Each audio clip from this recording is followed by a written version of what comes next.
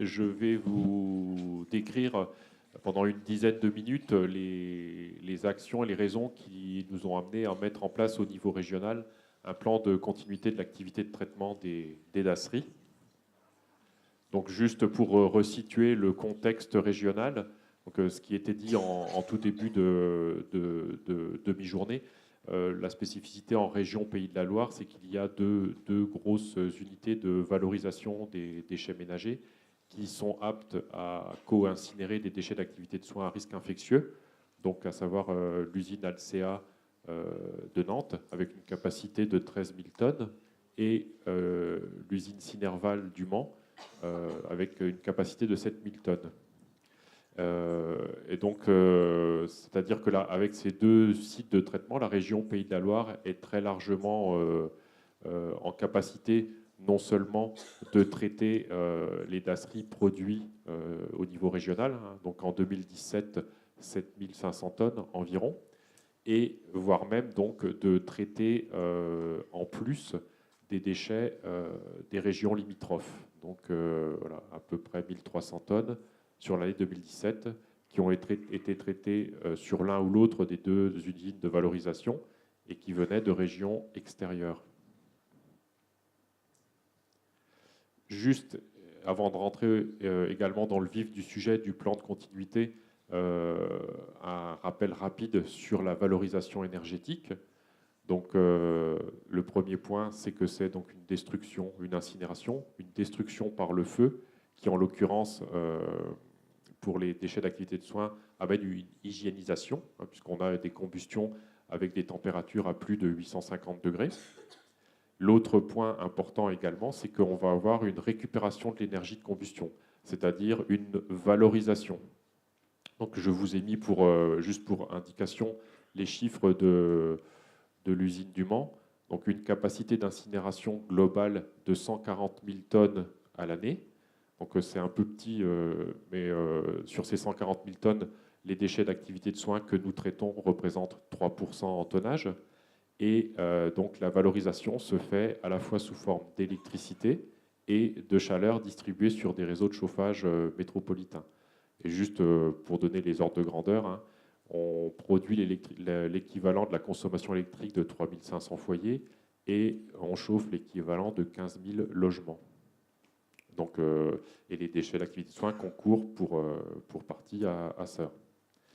Et donc également, sur les unités de valorisation énergétique, donc une maîtrise de l'impact environnemental.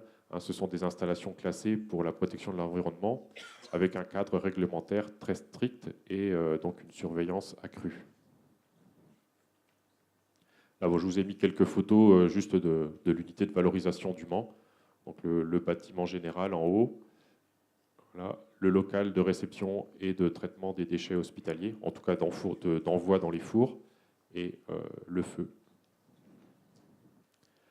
Donc, pour parler de l'élaboration du plan de continuité, pourquoi cette démarche a été initiée? Donc, il y avait eu des incidents d'exploitation en 2013-2014, soit des défaillances sur les unités ou des perturbations sociales, des grèves. Et les épisodes ont montré qu'il pouvait y avoir un impact fort sur l'élimination des dasseries et par ricochet sur l'activité des établissements de santé. Donc, perturbation des tournées de collecte, difficulté de récupérer des bacs vides pour rendre aux établissements, et donc, bien évidemment, après, problème sanitaire de déchets de dasserie stockés et non éliminés.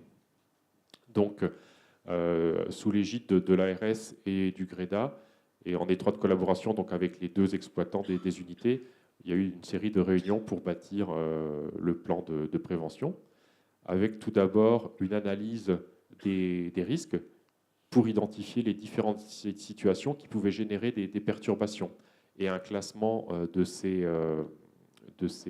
situations selon 4 niveaux d'impact, de faible, majeur, faible, moyen, élevé et majeur. Je vous les décrirai après.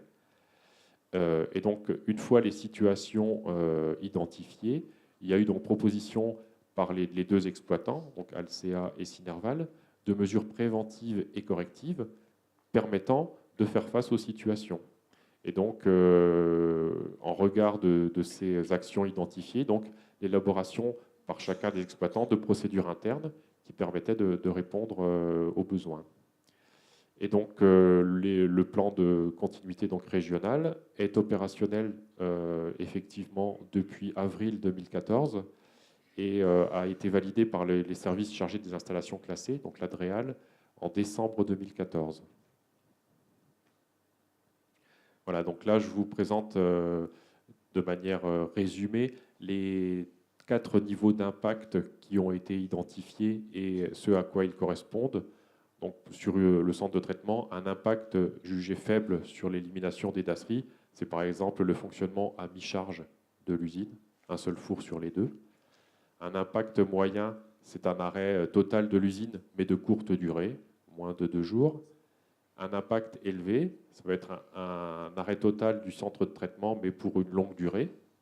Et l'impact majeur, par exemple, lorsque le site va être inaccessible, c'est-à-dire que le collecteur de déchets ne va même pas pouvoir venir décharger ses bacs. S'il y a une grève, une inondation, par exemple. Et à titre d'exemple également, les mesures correctives qui ont été proposées par Synerval ou Alsea par rapport aux situations à impact. Donc, par exemple, sur un impact faible, un élargissement des horaires de travail sur les chaînes de traitement pour rattraper les retards. En impact moyen, donc le site arrêté, mais sur moins de 2 jours, la mise en place de détournement, de transfert des dasseries vers d'autres sites de traitement, avec des bacs de réserve, des cartons normés ADR. Sur un impact élevé, donc un arrêt plus long du centre de traitement, une modification en amont des collectes, en tout cas des exutoires, pour réorienter à la source les collectes vers d'autres sites de traitement, et en parallèle toujours le détournement depuis l'usine en panne. Et sur un impact majeur où le centre de traitement n'est pas accessible, donc toujours pareil, une réorientation des collectes en amont et la mobilisation d'un centre de transfert de secours. Donc chacun des 2 sites, que ce soit Synerval au Mans ou Alsea à Nantes, ont identifié un site de transfert autorisé qui est mobilisable en cas d'inaccessibilité du centre de traitement principal. Donc voilà, c'est le plan de prévention régional exhaustif, donc juste pour voir que vous voyez à quoi ça ressemble. Ça correspond aux 2 diapos précédentes qui étaient plus synthétisées, où on retrouve les 4 situations, les 4 possibilités d'impact et les mesures correctives qui sont envisagées. Et donc, comme je vous le disais, ce plan régional est décliné ensuite dans chaque établissement avec des procédures internes qui viennent expliquer vraiment précisément, proprement au site, les mesures à mettre en place. Donc, par exemple, l'identification des personnes au sein du site chargées de la mise en œuvre du plan, la définition des suppléances, l'identification du centre de transit de secours mobilisable en cas d'impact sanitaire majeur, la liste des moyens à tenir disponibles en permanence sur le site, des stocks de bacs, de cartons ADR, de produits désinfectants pour nettoyer les bacs, éventuellement des moyens de secours pour nettoyer les bacs si le site n'est pas accessible. L'identification également de tous les acteurs susceptibles de mettre à disposition des moyens complémentaires d'autres sites, des fournisseurs. L'identification des centres de traitement de secours, donc susceptibles de recevoir les déchets en suppléance, vers lesquels les renvoyer. Et parce qu'il y a aussi toute une phase de logistique qui n'est pas à la portée de tout le monde, puisque c'est du transport ADR. Donc nos plans de continuité intègrent une liste de toute une série de transporteurs qui sont prêts à répondre à des demandes inopinées pour transférer des dasseries. Et donc, donc ça fait 2014, donc on est dans la 4e année de fonctionnement du plan. Et tous les ans, donc, on fait une rencontre avec donc, les 2 exploitants Monsieur Fourier de l'ARS et Monsieur Tribert du GREDA pour faire un peu une évaluation du plan. Donc, nous, exploitants, on tient un jour un registre des événements qui ont pu se produire pendant l'année. Sur les événements majeurs, impact majeur ou élevé, il y a une information en cours d'année, bien évidemment, des acteurs. Et lors de la réunion annuelle, l'ensemble des éléments qui ont pu arriver sont analysés, donc ce qui permet un partage des retours d'expérience entre les différents exploitants, la mise à jour éventuelle, si nécessaire, du plan de continuité, et également, ce qui n'était pas fait avant, la coordination des arrêts techniques entre les deux exploitants. Donc il faut savoir qu'une unité de valorisation énergétique, ça fonctionne en feu continu, 24 heures sur 24, 7 jours sur 7, hors période annuelle d'arrêt technique. Et donc là, tout l'intérêt, c'est que les deux unités régionales ne fassent pas leurs arrêts techniques en même temps pour toujours garantir une disponibilité en cas de besoin, de secours.